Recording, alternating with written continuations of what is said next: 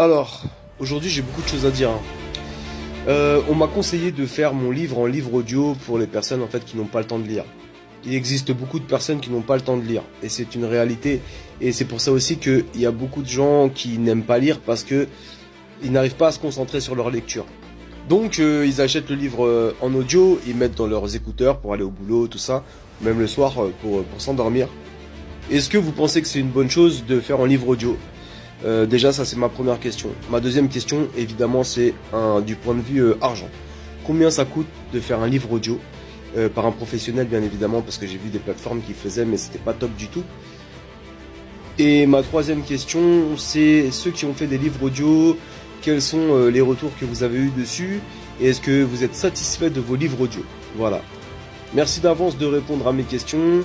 Ah oui, vous pouvez aussi, si vous êtes lecteur ou lectrice, ou si vous aimez les livres audio, me dire ce que vous préférez, le livre papier ou le livre audio.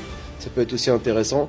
Et est-ce que, à votre avis, ça vaut le coup de faire un livre audio? Parce que c'est beaucoup d'argent investi. Moi, j'ai vu des livres audio à partir de 2000 €.